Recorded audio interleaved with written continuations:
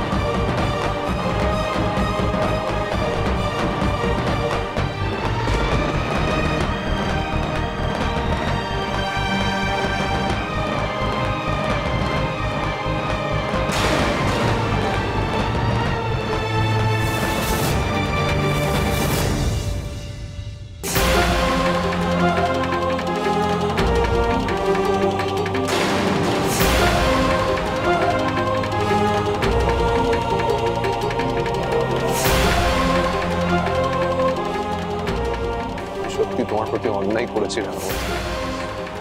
এই সময়টা আমার তোমার পাশে থাকা উচিত ছিল, তোমার পাশে দাঁড়ানো উচিত ছিল। সেই সময়টা আমি অবিশ্বাস করে তোমাকে দূরে ঠেলে দিলাম।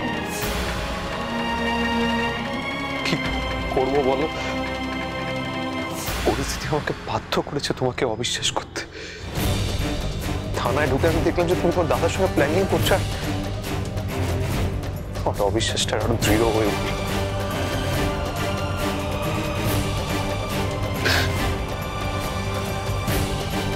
এর জন্য কি আমি অপরাধী তুমি বলো? এর জন্য যদি আমি অপরাধী হয় তাহলে একলব্য বসু সত্যি অপরাধী। আর সবাই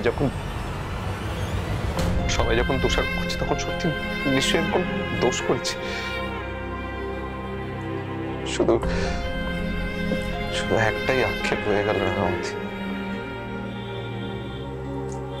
তোমার কাছে ক্ষমা চাওয়ার সুযোগটা আমি পেলাম না।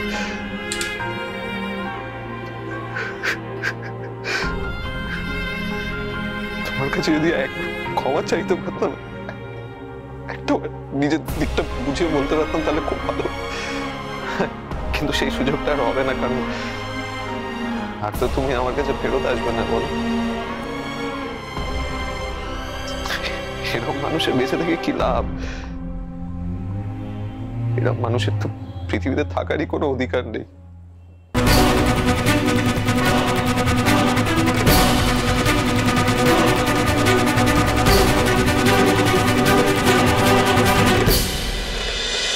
রাঙামতি তীরন্দাজ সোম থেকে রবি প্রতিদিন সন্ধ্যে 7:30টায় স্টার জলসায় ও জিও হটস্টারে।